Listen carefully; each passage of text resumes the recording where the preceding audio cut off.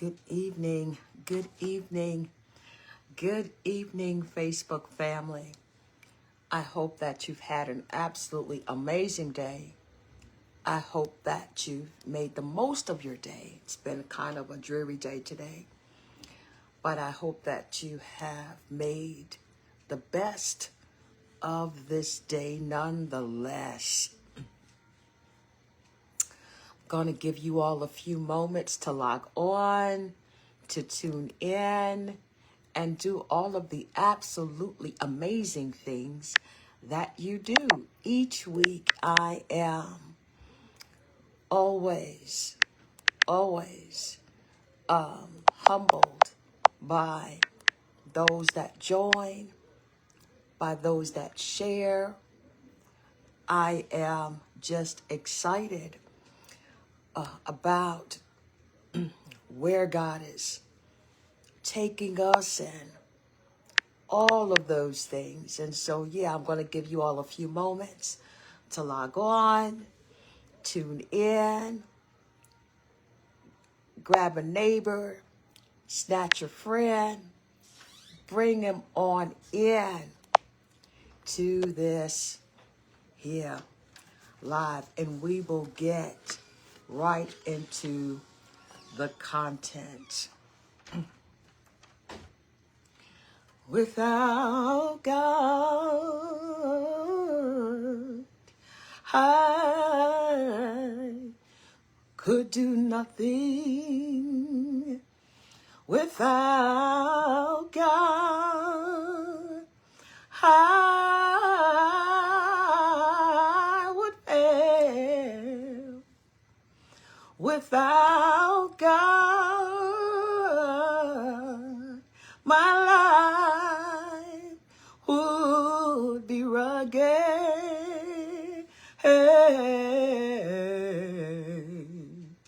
I'd be like a ship without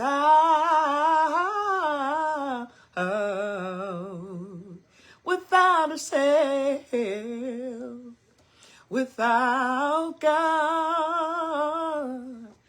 I could do nothing. Without God, I would fail. Without God, my life would be rugged. Oh, I'd be like a ship without a sail. God bless you, God bless you, God bless you. One more again to those of you who are here with me that I cannot see. God bless you, and I'm so excited to have you here with me on this evening, every evening, but most definitely this evening. This is going to be a very different type of live. I have to warn you that it's going to be a very, very different type of live. Okay, so we're going to go into the Word of God found in St. Luke chapter 15. Book of Luke chapter 15 will begin at verse 11. Bless you, Miss Cheryl. Jesus continued, there was a man who had 2 sons. The younger one said to his father, Father, give me my share of my estate. And so he divided his property between them, the younger and the older, that is. And not long after that, the younger son got together all he had, set off for a distant country, and there squandered his wealth in wild living. The Bible says riotous living. Bless you, Apostle Williams. After he had spent everything, there was a severe famine in that whole country, and he began to be in need. So he went and hired himself out to a citizen of that country who sent him to the fields to feed pigs. He longed to fill his stomach with the pods that the pigs were eating, slop. But no one gave him anything. Verse 17, when he came to his senses, he said, how many of my father's hired servants have food to spare? Bless you, Apostle Randalls. God bless you, sir. And here I am starving to death. Like, math ain't nothing. I will set out and go back to my father and say to him, Father, I have sinned against heaven and against you. I am no longer worthy to be called your son. Make me like one of your hired servants. So he got up. He didn't stay there, but he got up and went to his father. But while he was still a long way off, his father saw him and was filled with compassion for him. And he ran to his son, threw his arms around him and kissed him. The son said to him, Father, I have sinned against heaven and against you. I am no longer worthy to be called your son. But the father said to his servants, quick, bring the best robe and put on him. Put on a ring on his finger and sandals on his feet. Bring the fatted calf and kill it. Let's have a feast and celebrate. For this son of mine, going down to verse 24, was dead and is alive again, and was lost and is found. All right, we done heard this story a gazillion times at church. I know, I get it. Let's turn the light on it a little bit. And I wanna put this out there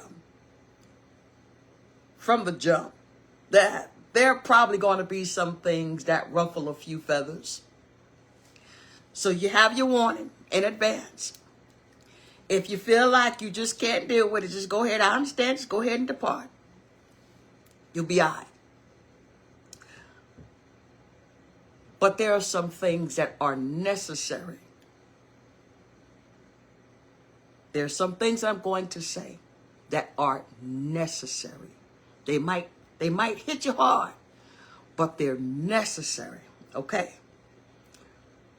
So this parable is undoubtedly one of the most well-known, well-recited, and one of the most remarkable parables, one of the most remarkable stories in the Bible. Here's what we don't often say about this story. At this point, the Pharisees, I'm going to come hard from the very jump, just so you know, the Pharisees and the scribes here have once again brought railing accusations against Jesus. This is why he even has to bring this story up. They came with the noise. They came with the railing accusations. They came trying to discredit Jesus. Why? Because he was hanging out, eating with the sinners.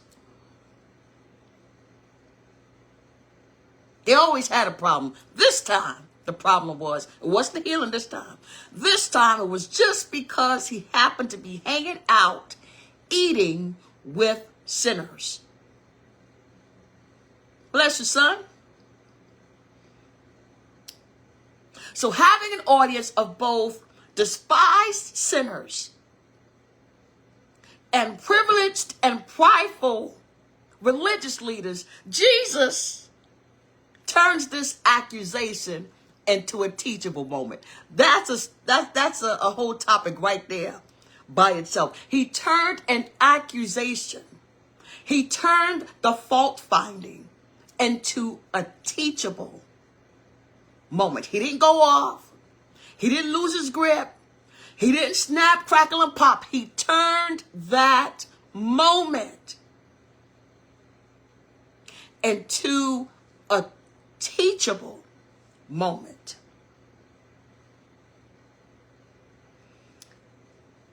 discussing three things. There are three stories that are talked about in this chapter. He talks about the lost sheep. He talks about the lost coin. And then there's the story that I want to focus on, the prodigal son. All of these stories are talking about things that are lost. And the first story, the shepherd goes out. There's a sheep that is lost. The father goes out behind. Shepherd goes out behind the sheep, brings him back in. How many do you know that will not leave the 99 and go ahead and pursue the lost sheep? Right? Jesus talks about that. The second story is about a lost coin that really didn't do anything. The coin was just lost. Just lost in the shuffle of life. Sometimes you don't do anything. You just get lost in the shuffle. Right? And in this particular story, the woman tears the whole house up until she finds the coin of value. Right? And then there's this particular story that Jesus tells about an extraordinarily rich man having two sons.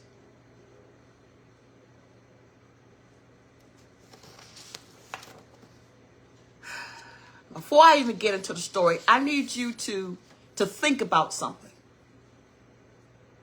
I need you to just put your thinking cap on for a minute and just walk. We're going to get to the story, but just think about this for a minute. Because when we consider the text, when we consider what is happening around Jesus, when he's talking, when he's taking the time to present this teachable moment, I need you to consider what is happening around him. I need you to consider that he is somewhere between Galilee and Jerusalem. This is his last journey. His time is winding down for his life and his earthly ministry. This is before the anguish of Gethsemane. This is before the betrayal. This is before the brutal beating that he would take, that he would endure. This is before the crown of thorns, right before all of this has happened, before the crown of thorns that are going to be placed on his head, before the cross, there will be one final lesson. One more time, that he would appeal to others to come back home. One more opportunity to testify of the love of God. I need us to really just think about that. Here I am, about to die an excruciating, painful, gut-wrenching death. I will be experiencing pain on levels that you cannot even imagine. And knowing all of this, knowing that the very people that I'm ministering to will be the very ones that say crucify him, I take my last moments of ministry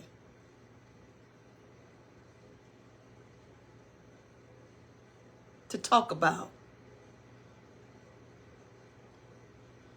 the Father's love.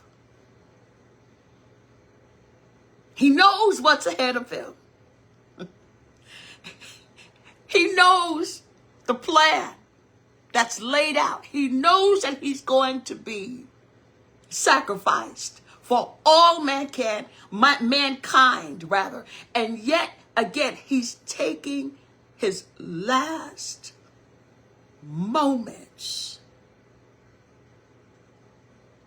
that he has to give as a leader, as a rabbi,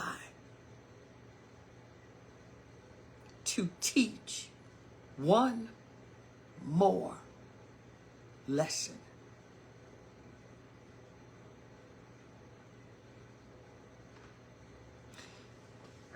How many of us would have, if we're honest, how many of us would have taken that time to to teach this. Knowing all that is pressed on your shoulders, all that is to come, all that you have ahead of you. How many of us realistically would have taken that time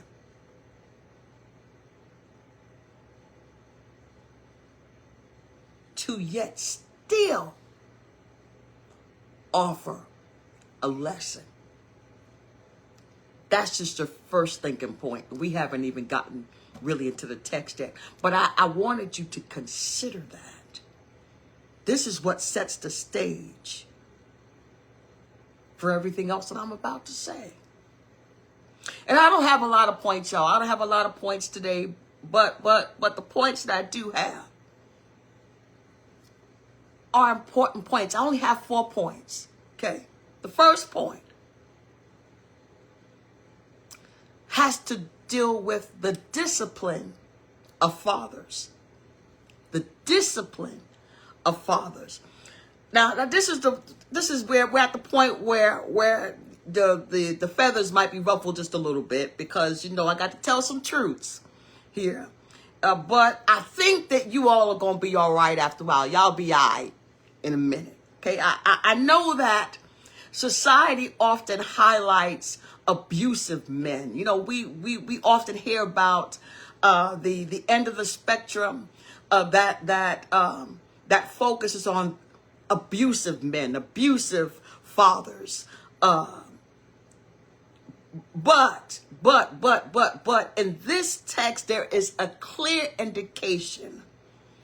Abusive leaders, but in this particular text there is a clear and precise outline of what type of characteristics that godly fathers possess. And in order to explore that, I got to first talk about what the father did not do. And this is where the feathers might just go crazy. So I hope somebody praying for me. When the son thought that he was too big for his britches, what the father did not do was try to stop him.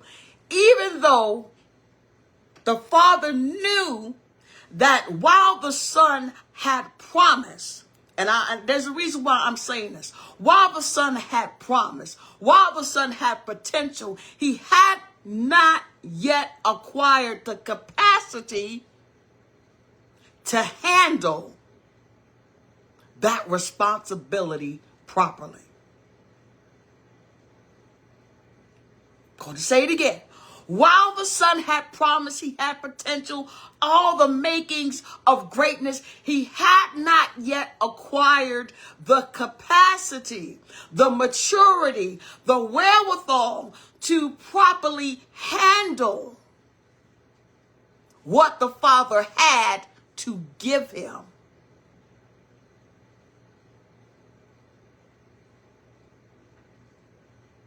Even knowing all of this, even knowing all of this, when the son insisted on pursuing going out on his own, daddy did not block the exit. Father let him go. Now, if this was the mother's love, this story would have went in an entirely different direction, because mothers are not like fathers. And it's not like the fathers don't love, they just love differently. The expression of that love shows differently. So mama would have tried all she could to try to hold him. Baby, no, you ain't ready. No, don't do this. Mama would have lost it. Mama would have tried to convince him. Mama would have tried to talk him down. Mama would have made herself sick, half sick, trying to keep him in the house.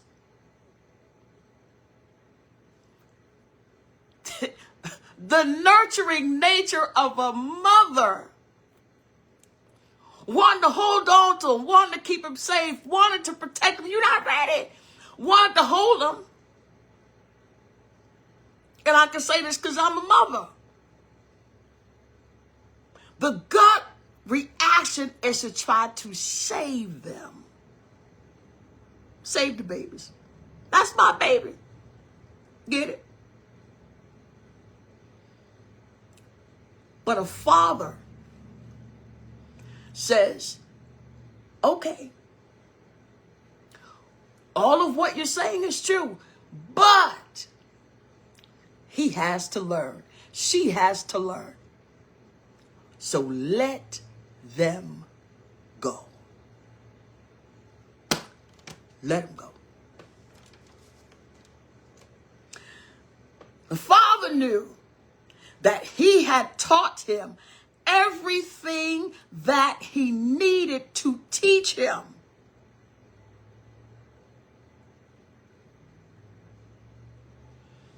But the son was at a point where he needed life to humble him. I'm trying to help somebody. I promise you, I'm trying to help somebody. Sometimes we have to allow God and life to humble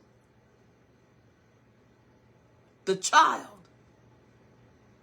that insists on going, that insists on doing things their way, that insists on running into that brick wall that is clearly, all the sign says do not go, do not collect $200. All the sign says danger ahead. But for that child that absolutely has to figure it out themselves, sometimes you just got to let the baby go.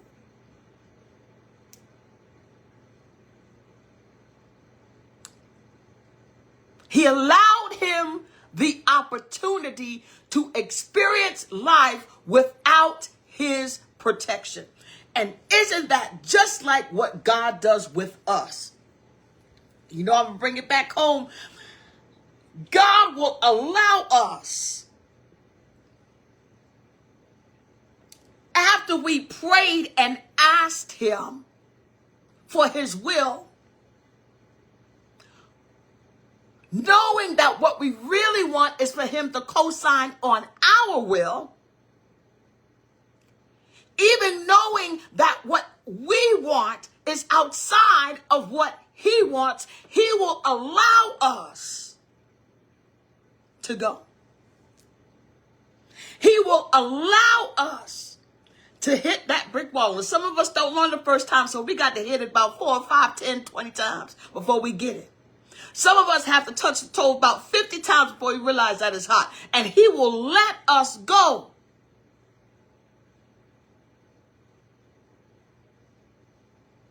Sometimes he will allow us to live life outside of his protection. If you stay in the ark, Betty Joe, you won't have to deal with this. Oh no, but that's what I want. That's not what's for you, but that's what I want. You're not ready yet, but that's what I want. It's not time yet, but that's what I want.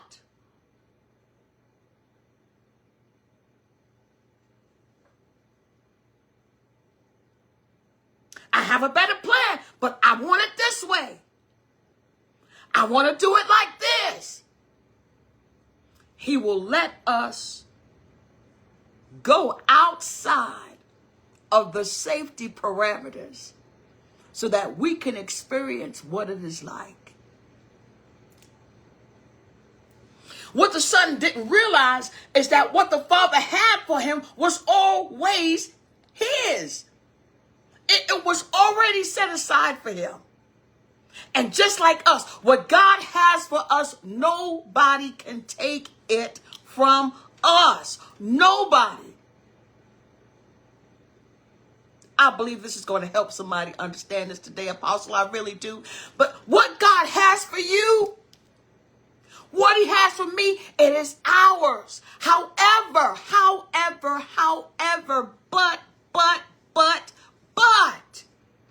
Ecclesiastes chapter 3 verse 1 tells us clearly that there is a season and there's a time for every purpose under heaven. Yes is yours. Yes, the promise is yours. Yes, what was prophesied before you were even born. It was yours before you even showed up. It was yours before you were even birthed. It was yours before you even showed up on the scene. But you have to wait for the right time. You have to wait for the right season. This is what God says. Yes, all the promises of me are yes and amen. But there's a time and there is a season. And so I would submit my first point, and that is that, well, second point at this point, that sometimes we get in trouble not for the lack of knowledge, but for the lack of patience.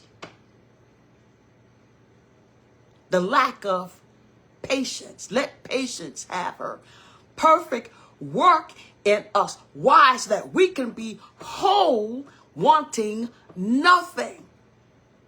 When we are impatient, we make dumb mistakes.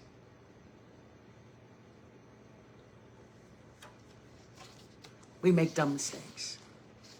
We make dumb moves.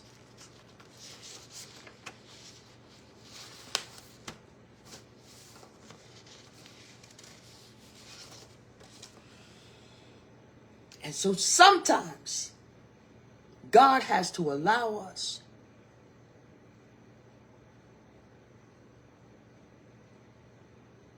the opportunity to find out the hard way what it is like outside of his will. In his will, there is protection. In his will, there is safety. In his will, there is peace. In his will, you are grounded. Outside of him, you can have no peace. And we're going to get to that. Because what God will allow us to do is get to the breaking point.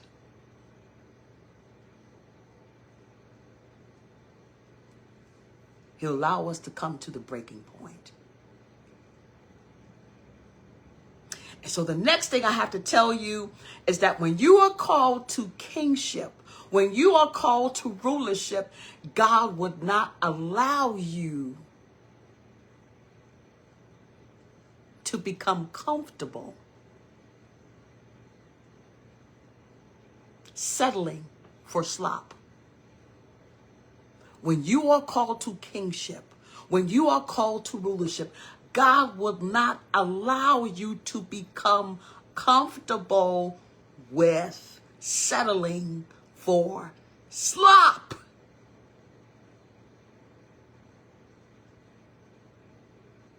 What looks like gold sometimes is slop.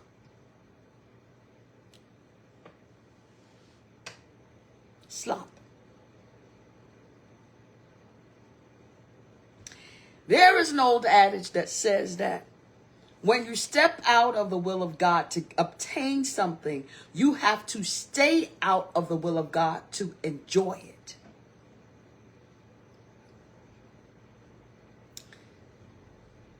And that is what happened to this young man. And I want to turn a light on that just a little bit more.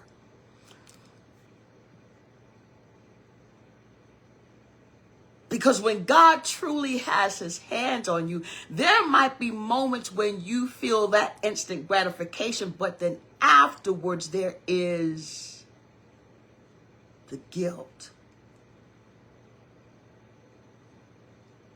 the shame.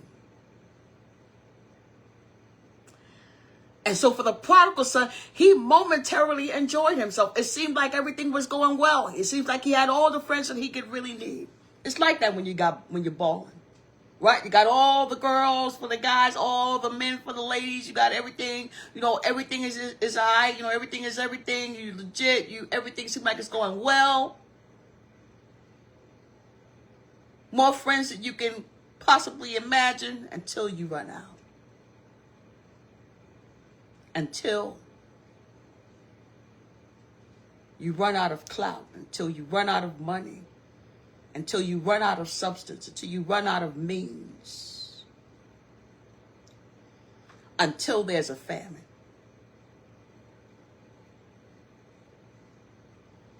I had the opportunity this week to travel to a few different places and had some really enlightening conversations with some young people, different young people alike. And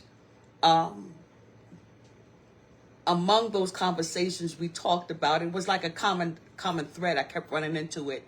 We talked about the consequences of some of our choices that we make, and what happens when we step out of the will of God. I'm talking to believers. What happens when we step out of the will of God, right?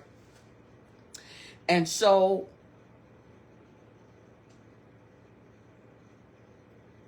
we talked about how sometimes, you start out, when you're stepping out, it starts out feeling really good, right? You're on a high horse, and then in a very short time, you find yourself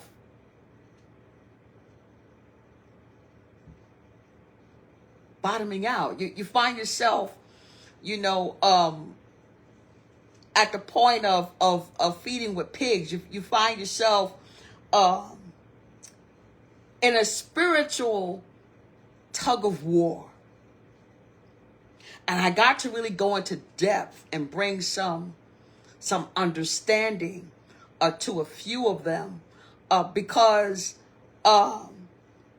that's right. Which do you want? Do you want his perfect will, or do you want what he will allow to happen? Because God will allow. If you just want to go ahead and do it your way, buddy, he will allow a lot of things to happen. But is that what you really want? Is that really what you want? So we had the opportunity to, and if anybody had any conversations with me, I tend to be very transparent. We're going to talk. Let's go ahead and talk about it. And so we began to talk about what happens with the spiritual tug of war, because there's a part of you that's really wanting to enjoy what you want to enjoy, right? It feels good. Great. Flesh is being satisfied. Great. Congratulations. Right?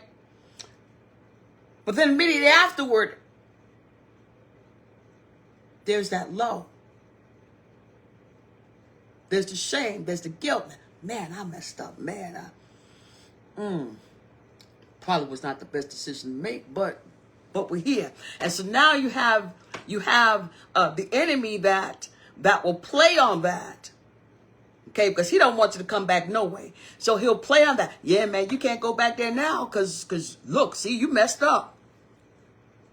You might as well stay out here. See, you can't go back to that church. How you gonna go back? Ain't nobody gonna listen to you. You can't. How you gonna stand in front of these people? How you gonna sing God's praises and you just was out here doing whatever? It don't matter what the stepping out really is. It really doesn't matter. I promise you, it don't matter. It's all the same. In terms of guilt and shame, you're going to feel it regardless, right? So you got the devil on this side trying to pull you further out, because now there's that notion that you can't go back to God because you messed up too bad. Like what you did was so bad. Young lady was talking about that. I said, like, so you think that you are the first person that has done what you've done? Is that what you're thinking? So you think that nobody else, with the billions of people that's on this planet, with all the folks that have came before you, that nobody else has made that mistake? Of course they have. Of course they have. Some folks just don't turn the light on it. We just don't talk about it. And we hope nobody else does. That's the reality of it. So you have that going on. And every time you think about stepping back, there's, oh no, I can't. But that did not feel good? Yeah, it did. So now I got to get another hit. So now I'm like an addict. I got to get another hit. because that really felt good. So in order to extinguish the lows, I go to try to get another high. In order to forget about what I did, now I try to get another high so I don't have to think. I don't have to feel. Because really what's happening on the other end of the rope is because I was created to worship him. There is that innate drawing. Every so often I begin to hear him call me. Like he did in Genesis 3 and 9. Adam, where are you? Because he wants to commune with you. So every now and then I hear him calling me. I want to enjoy this here, but in the distance, I hear him calling me. In the distance, I see him standing like he was, like the father was in this story, standing on the road. I can almost see him standing on the side of the road waiting for me. And so I'm torn between the two. That's when I really belong to him. I can hear him calling me. Or sometimes it might even sound like when he was talking to Elijah, Elijah, what are you doing here? Man, what's up? Why are you here? What are you doing here? You don't belong here. And so there's that tug of war, back and forth. I can see the prodigal son wrestling in his mind. I want to stay out here, but I'm torn. You begin to reminisce about what it was like in the Father's presence. You begin to reminisce on the things on the conversations that you might have had with the Father. You begin to reminisce of what it felt like to be in the presence of God. You begin to reminisce about the safety that you felt. You begin to reminisce, my God, today. You begin to reminisce about how much peace you had, how you were able to sleep with no problem at night. You begin to think about, my God, from Zion, how you didn't have a care in the world. You begin to reminisce about how you used to feel him hug you and how you used to feel him hold you and how good that felt. You began to reminisce about the love that you felt, the security that you felt, the sense of belonging that you felt while being in his presence. You began to think about that. Why? Because you belong to him. Why? Because he never left. Why? Because he's still standing on that road. Why? Because you're the one that walked away, not him. Why? Because he still loves you. Why? Because he still has need of you. That's why. Oh, I remember being in worship. I remember all I remember being in his presence and the joy that began to flood my soul. I felt this thing, Apostle Mara, so strong. I remember what it was like to be in his presence. I remember that every time I called him, he answered my prayer. I remember just laying out prostrate and basking in his presence. I remember him providing for me. I remember. My mind every now and then goes back and I recall, I remember, I reminisce. And I long for, even though it seems like I'm doing all right, there's an inner longing in me to go back home. You can't escape his presence. Regardless of where you go, how far out you go, what you do, how you do it. And in many instances, you go to do some things you want to do and you can't even do it. You can't even sin right. Why? Because you belong to him. I remember this years ago. There was a musician that I oh my God, I miss him so much. He would go into the bar. He was a bouncer. He would go in there, and sometimes he would toss a few back. And next thing you knew, anybody knew, he was preaching. They would ask, "What are you doing in here? You're a whole preacher." Couldn't even sit right. Why? Because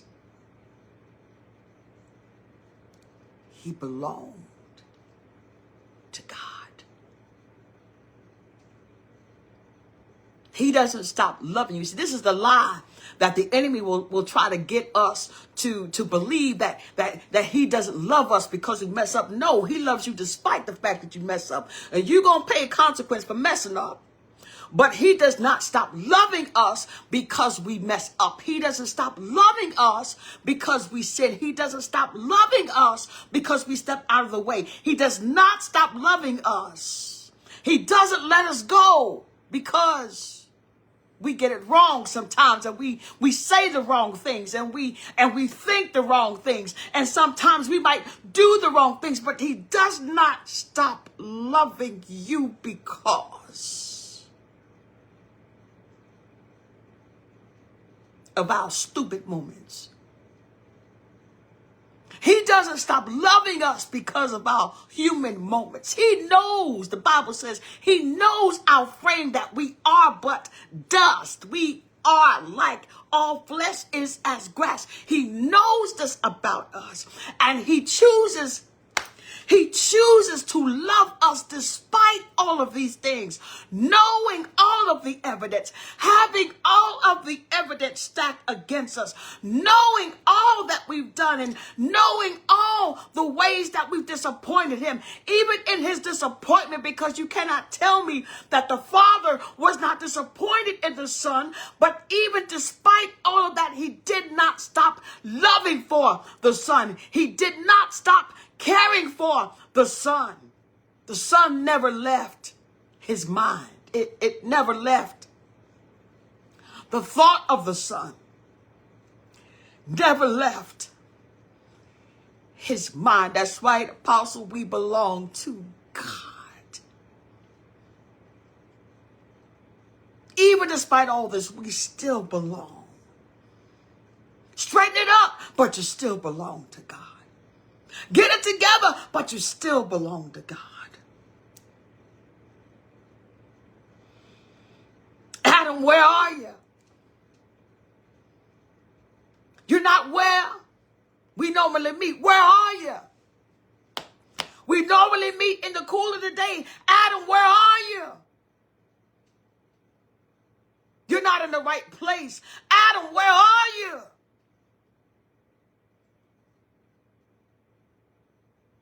I'm looking for you. I can't find you. Adam, where are you? Where are you, son? Son, where are you? Son, son, daughter, where are you? Where are you? Where are you? I still have need of you. My word is still true. I will never leave you nor forsake you. I will be right there with you in trouble. I'll be with you in trouble. I'm going to show you my salvation. Even yet, still, despite all of this, I'm still here. In spite of your imperfections, I'm still the perfect God that loves you perfectly. I love you unconditionally. You don't have to work for this love. Yeah, Apostle, you don't have to work for this love. I don't have to feel like it's a level of achievement for him to say that he loves me. He just loves me because I might be as crazy as a bed bug, but he still loves me.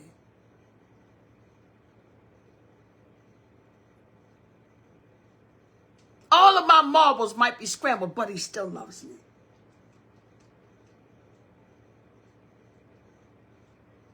I might have a temper, but he still loves me. And he's still working on me.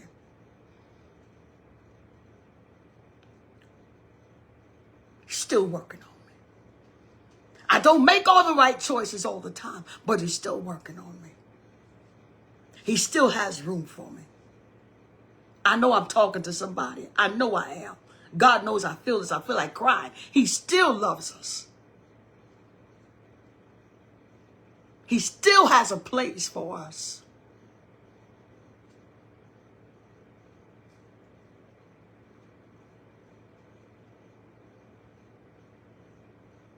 Because to be able to completely enjoy life outside of the parameters of his love would mean that we have no need for him. And so his dying on the cross would be of none effect. But because,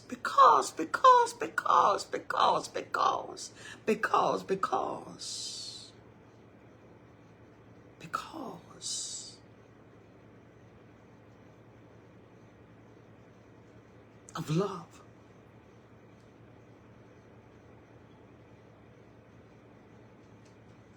Because we belong to him. He doesn't stop calling our name, even when we choose to have selective hearing. I'm going to say that one more again, Dr. Williams. He does not stop loving us.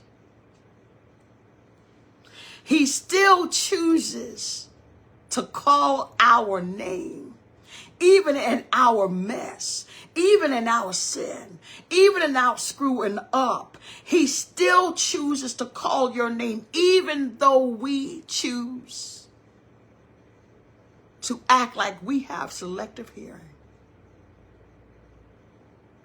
Still. Apostle Marrow, he's still.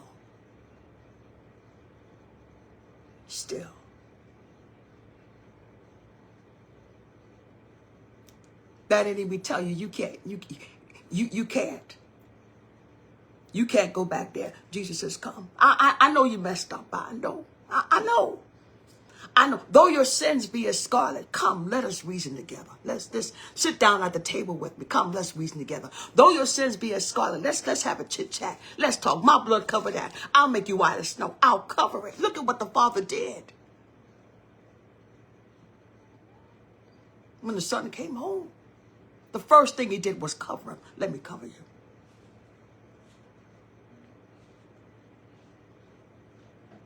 Let me cover you. Let me put a robe on you.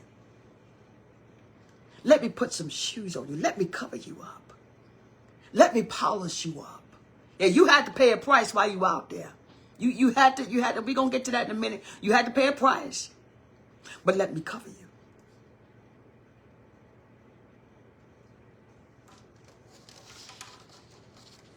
We will struggle while we're on the outside until we make a choice as to which voice we want to agree with. Y'all hear me? We will struggle. This is why we got to be careful how we handle a backslider. This is why we have to be careful how we handle a backslider. Why? Because God still loves them.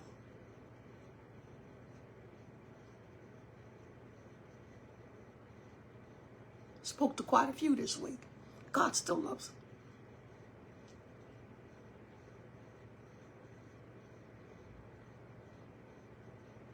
One of them had allowed the thorns of bitterness to grow an entire rose bush, the thorny kind, so that when you would even step into her presence, the initial response would be, I don't even want to be near this woman. Her own boss was trying to figure out a way to fire her.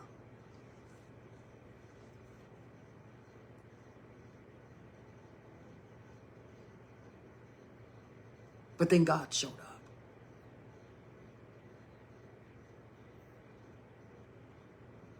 we begin to pull back the layers. God gave you the words to say.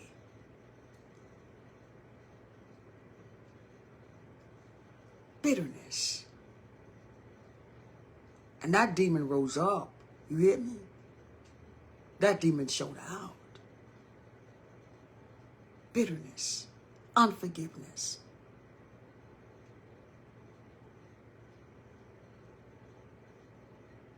But the love of God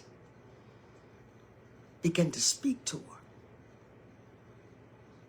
The love of God began to envelop her. You could literally see the working of the Spirit of God begin to penetrate and touch her and just penetrate her.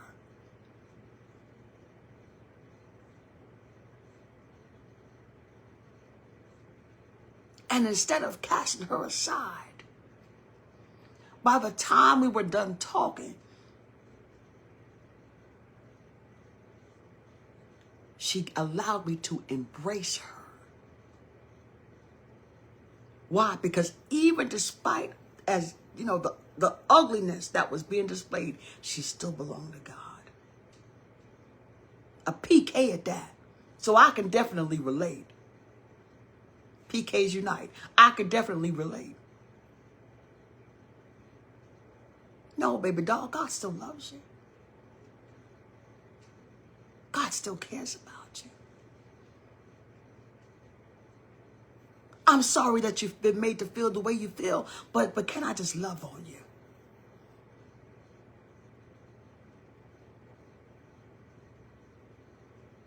Can I just talk with you?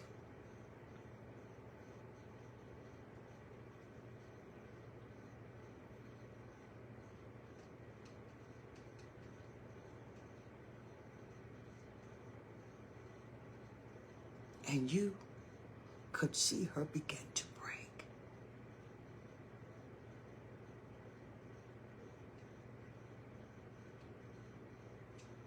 She'd reached, like this young man did, her breaking point.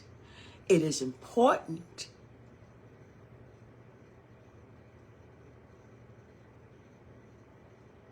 that the Father allowed the Son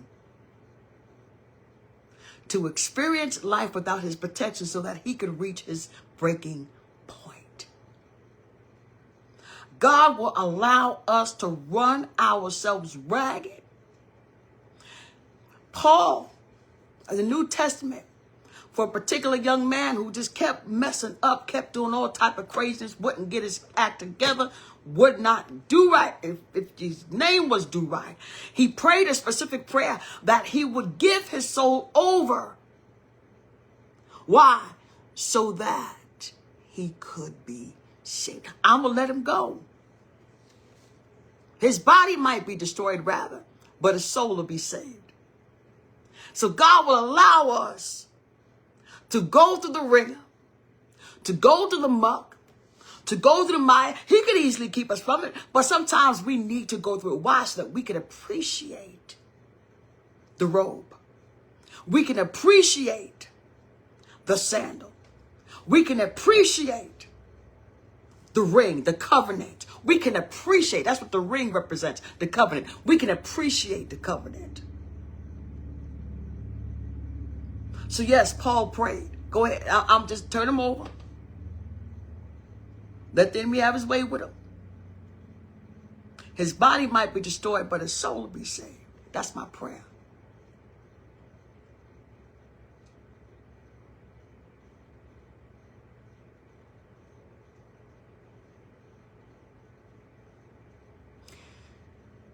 He wasn't saying it to be mean. He was saying it to allow the man to come to his breaking point.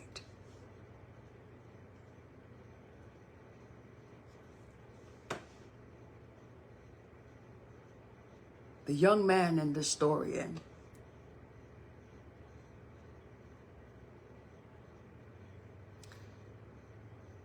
was brought low, was allowed. God permitted Apostle Randall's mentioned permissive will, perfect will. God permitted him to experience the low place so that he could be broken, so that his will could be broken, and he would realign himself back to the will of the Father. And likewise, God will allow us. He will permit. It's not what he had in mind.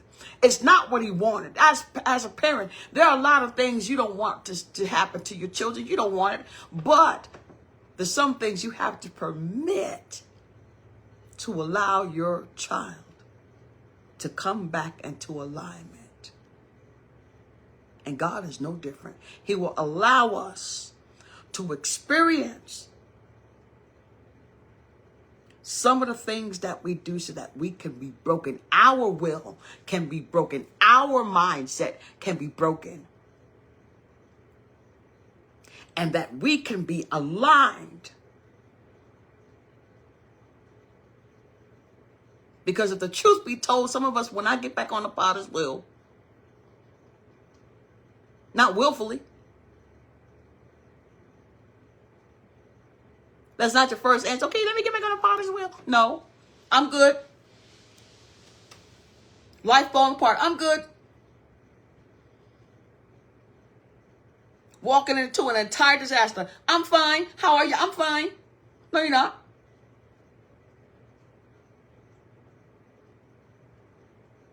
Everything good over here. No, it's not, buddy. Absolutely, totally not. No ma'am, no ham, no Sam. It's not.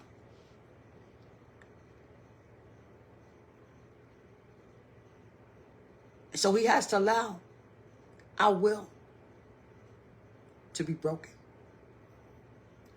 He allows us to come to the breaking point. And it's at that breaking point, now I can talk to you. Now you will hear me. Now you will submit. Now you will obey my words. Now you will consider your ways. Now you recognize the error of your ways. Now you would say, see, it was only when he got to his breaking point that he said, let me go back to my Father and let me tell him I've sinned. The Father never even brought it up. The Son said, you know what, Father, I've sinned against heaven and I've sinned against you. But he had to come to his breaking point first.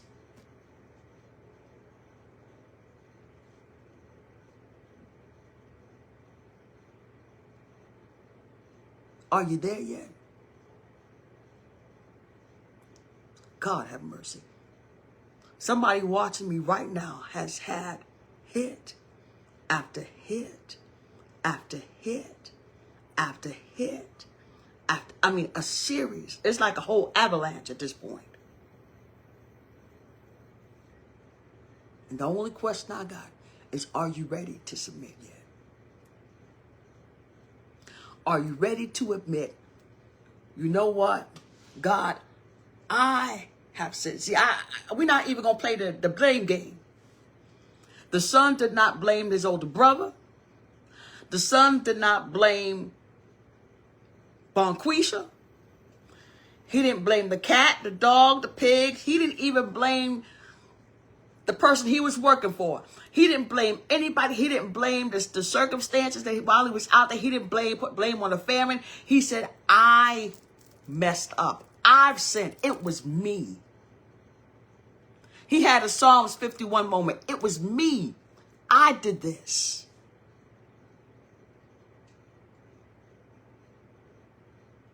I messed up. I stepped out of pocket. I stepped out of line. I made the wrong decision. I didn't listen to you. God.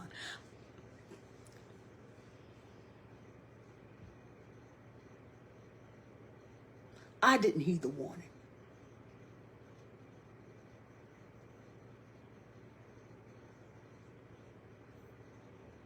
I I didn't trust what your word said.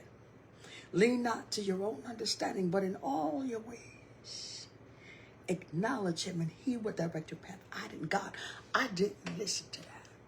I didn't ask you about what you thought. Because in many instances, we already know what he said. We just chose not to listen to him. It's me.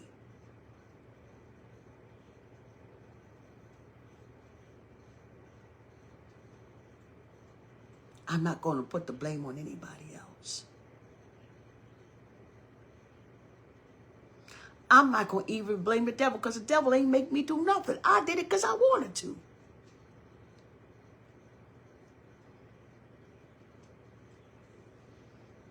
It was me.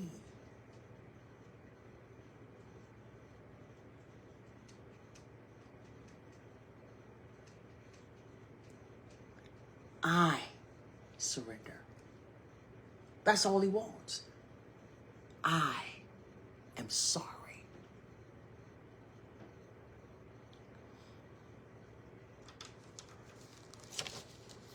Y'all, I'm way off the script, but can I just say something else to you? Because I need to clarify some things, because I hear this a lot, right? Lord, have mercy. Lord, have mercy. Or I'm going to pray for mercy, right? But, can we be honest about this? Can we really just be honest about this?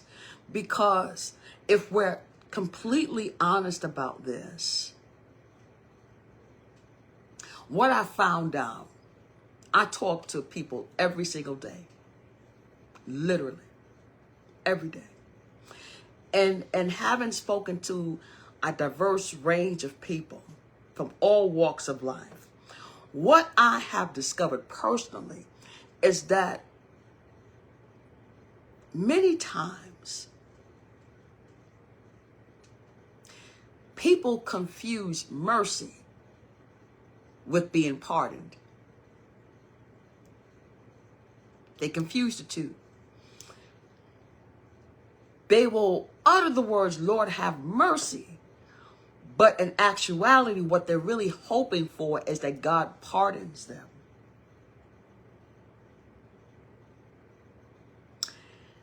And I had to tell someone just this week, Thursday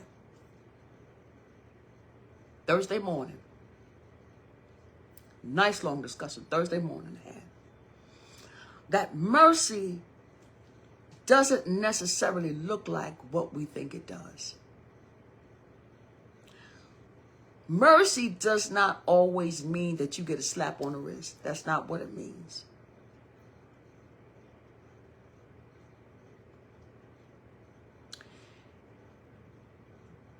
Mercy does not void the consequence of what you've done. But what mercy does do is it gives you the strength to bear the weight of the consequence of your actions. That's what it does.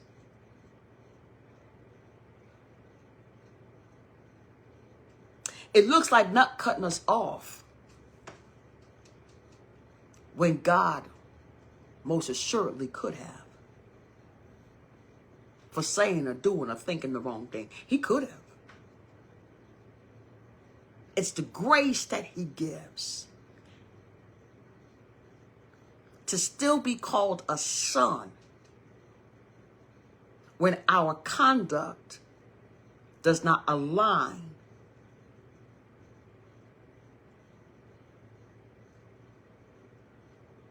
with being one.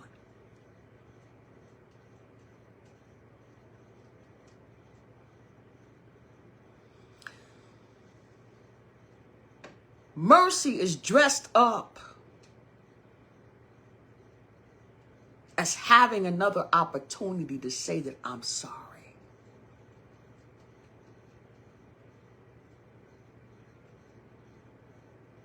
Another chance to get it right.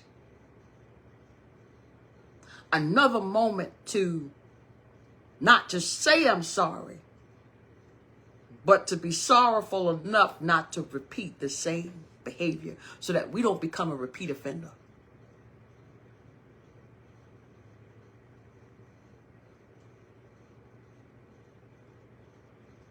Mercy is turning away from, once we've realized that we're wrong, turning away from what does not please him.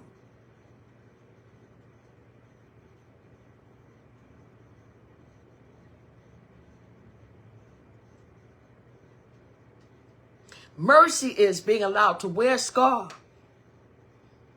but not letting it continue to hurt anymore.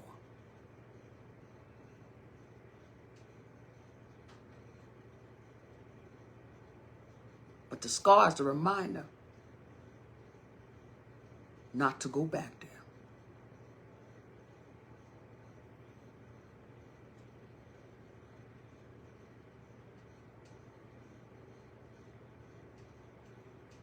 Not to make that same choice. Make good choices.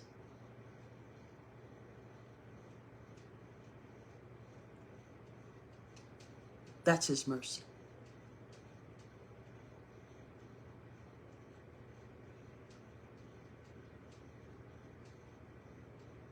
That is what mercy looks like. To give us that opportunity to reflect,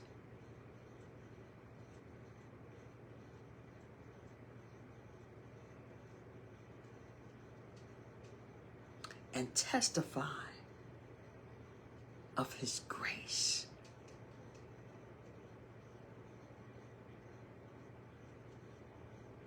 He didn't kill me while I was out there. He didn't cut me off. He didn't allow me to go crazy. I didn't lose my mind. He didn't allow me to die in that state. That's mercy.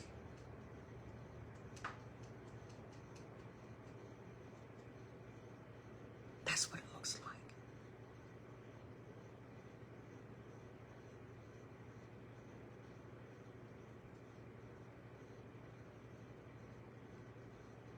Even now, he's still extending his grace. Even now, he's still extending his mercy. So if you happen to be out living buck wild, wildest living, reckless,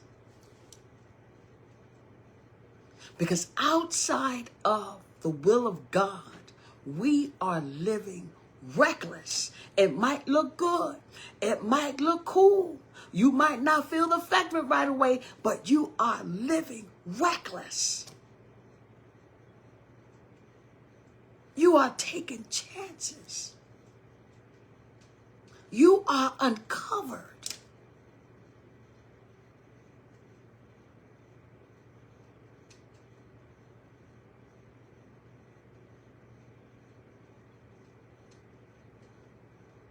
You're not able to fully reap the benefits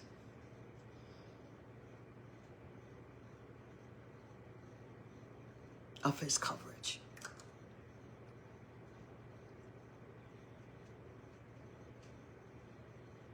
And so if, ma'am, sir, that is you and I'm talking to you, I want you to know that I would not say all of this without saying that there's still time for you to come home. I would not end this without telling you that he's still standing on the side of the road, calling out to you. He's still waiting for you to come home. He's waiting for you to come to your senses. He's waiting for you. Every now and then you will feel that unction, that compelling. That's him tugging at your heart, saying, come home. You don't have to do this. Just come home. You don't have to be out in the cold. Just come home.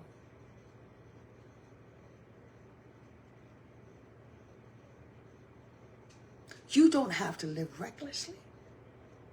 I have a whole house for you. In my Father's house, there are many mansions. If it were not so, I would have told you.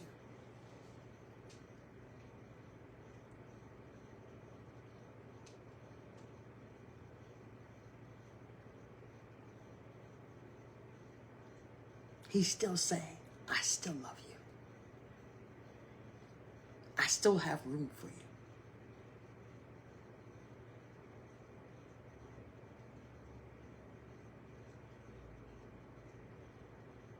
I still have need of you.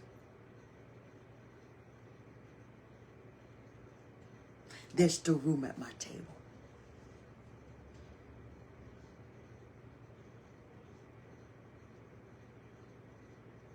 I don't care who might have put you out. I got space for you right here. I'm saving a space for you right here. Nobody else can sit in this seat but you. This is your seat.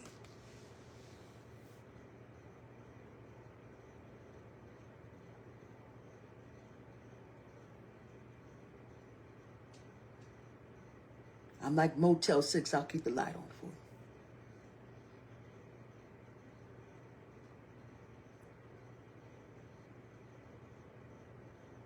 You don't have to wander out in the cold. Outside of the protection, it's cold. This world is cold.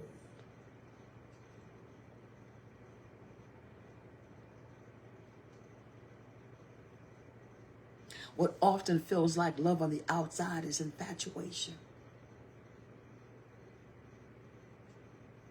It's deceptive.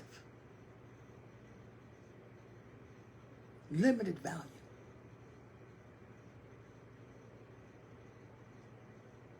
But in my presence is the fullness of joy. And at my right hand, there are pleasures forevermore.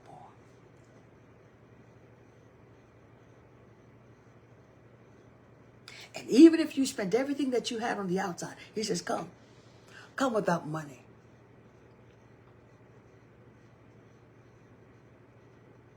You don't have to wait for ladies' night. You can come. You don't have to wait for a special hour. You can just come. Come like you are. I'll clean you up. I'm dirty. Come on.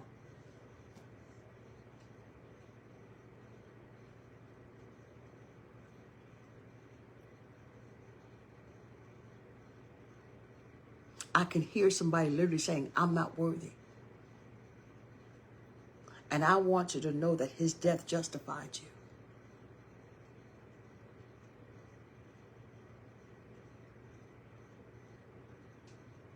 All you have to do is show up.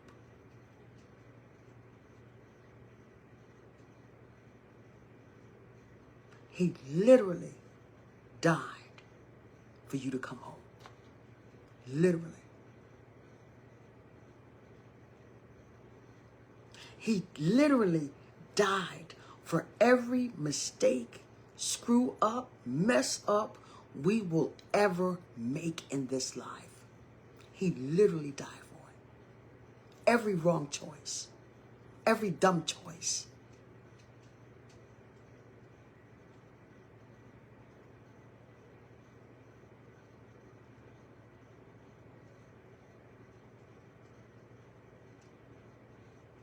Just come home.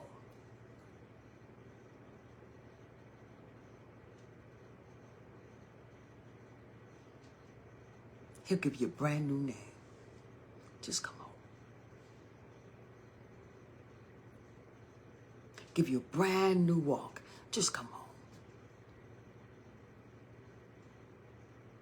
Put brand new words in your mouth. Just come home. He will give you joy unspeakable and full of glory. Just come home. He will give you peace that passes more understanding, that keeps your heart. You can't have sleep at night, but he will give you peace.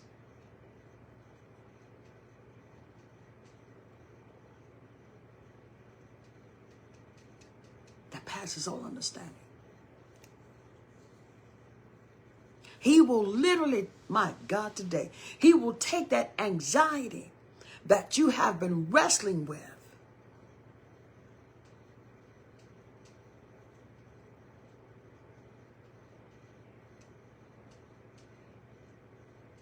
that feeling of hopelessness that you have been tormented by.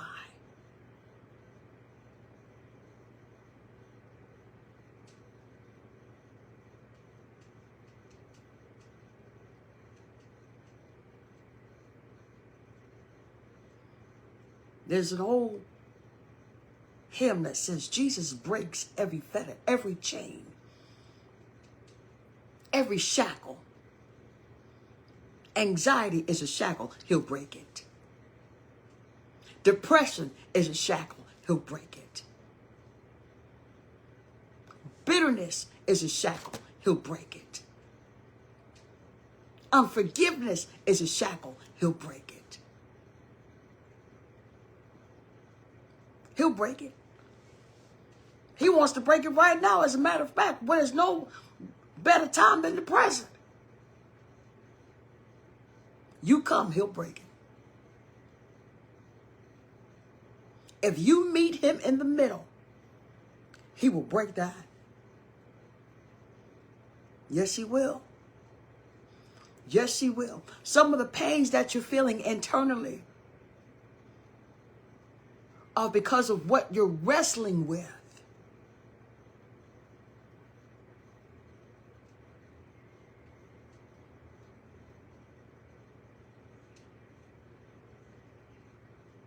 But when you meet him in the middle and give it to him, casting all of our cares upon him, he will break that. You're going to sleep tonight. You're going to rest well tonight. I'm telling you right now, in the name of Jesus,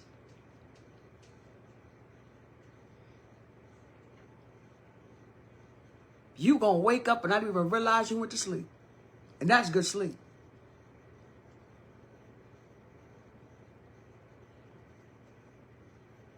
It's not going to be alcohol this time.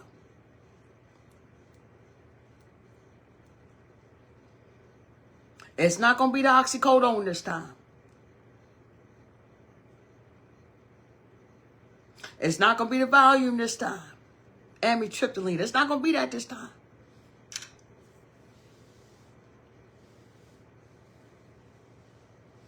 It's not going to be the opioids this time.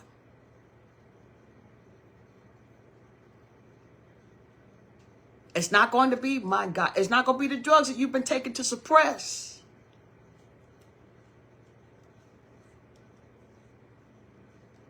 that pain. He's just going to take it away.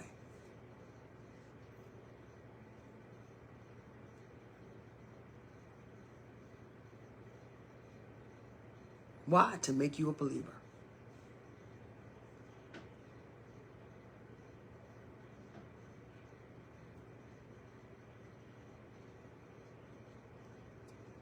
Just to make you a believer. Just to remind you that his word is unchangeable. It's irrefutable.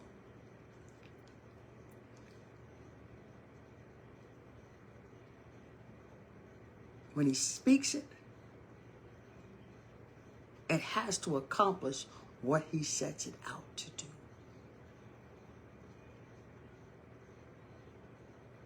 You're not going to be carrying that same trauma that you've been carrying for years.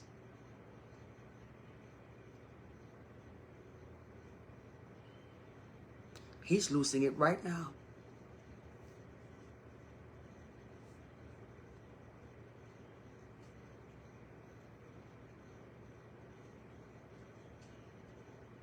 I could literally feel the weight lifting.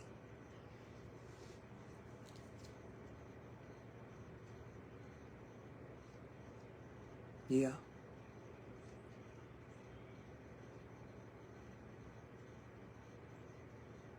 But this one did and that one did. No, no, no. He said that ends today. In Jesus' name.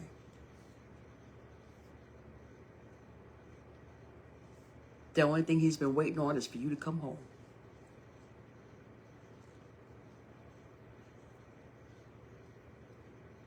You don't have to dress up in no 5-piece suit.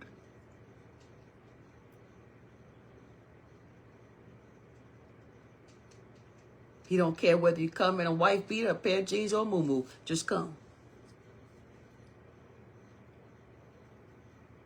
Just come. All that are thirsty and heavy laden, he said, let me give you some rest.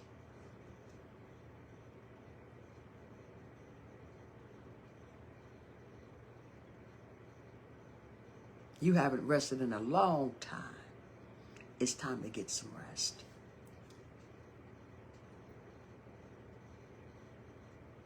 It's time to get some rest. It's time to get some rest. It's time to get some rest. You reached your breaking point.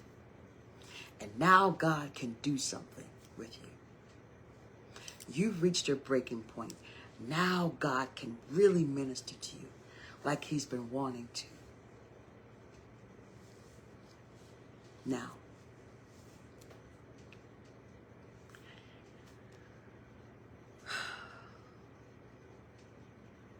yeah. Yeah.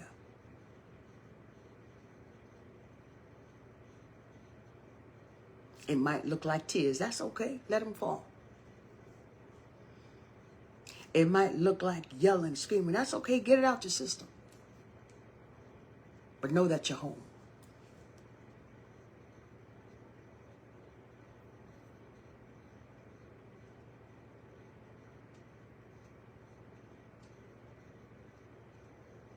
The moment you repent and decide that you don't want to live like that anymore,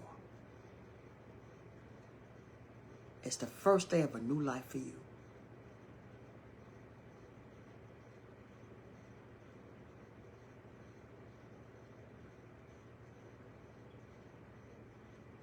It's a brand new day.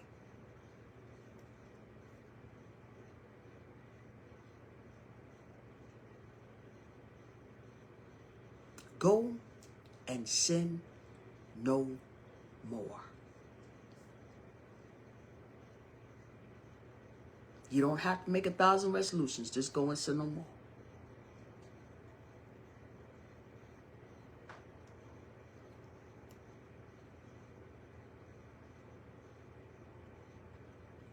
Ground yourself in a Bible-based church. Bible-based ministry. You need help finding one? I'll help you.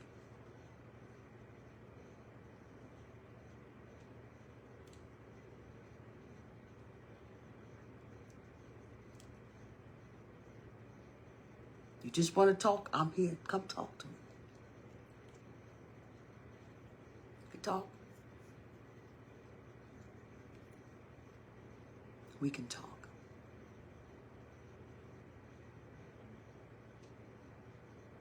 We can talk. Just come. Just come. Just come. Just come. There's no shame. Church is full of sinners saved by grace. I promise you, you'll probably find somebody who's done what you've done.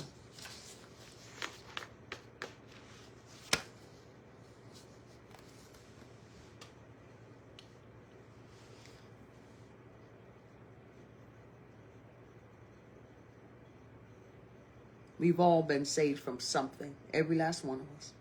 You breathing, you've had to be saved from something. If nothing else, being saved from yourself is enough.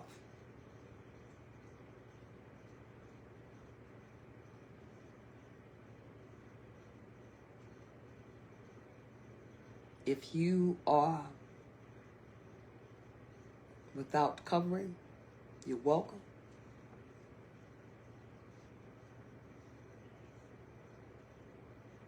I welcome you with open arms. And there are plenty of ministers that are on this live that will do the same.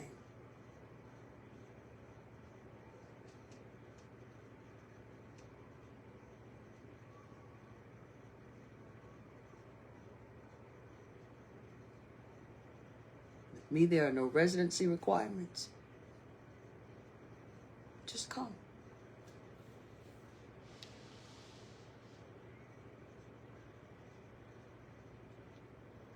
I don't care if you're in New York City or Timbuktu, just come.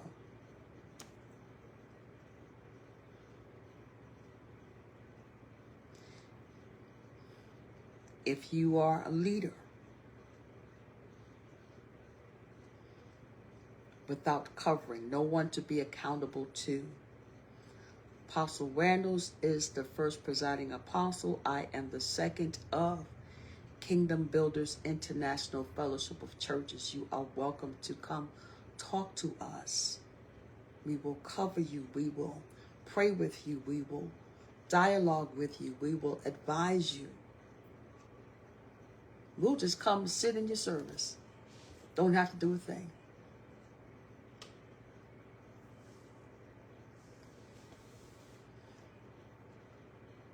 We will support you. Reach out to him. Reach out to myself. We got you, Doc. Got you.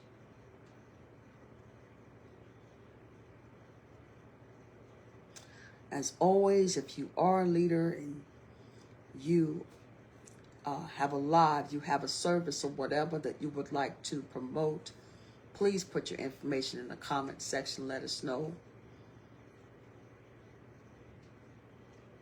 We'll come.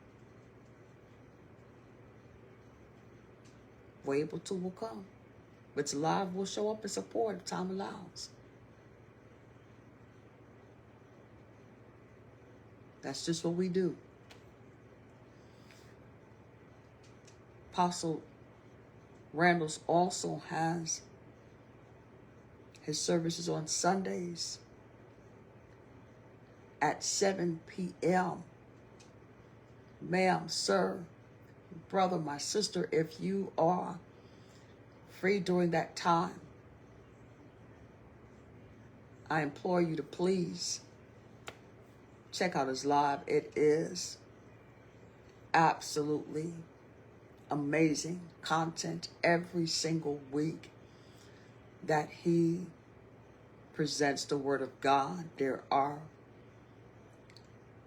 revelatory words spoken. There's going to be something in it that you're going to get out of it. I promise you that.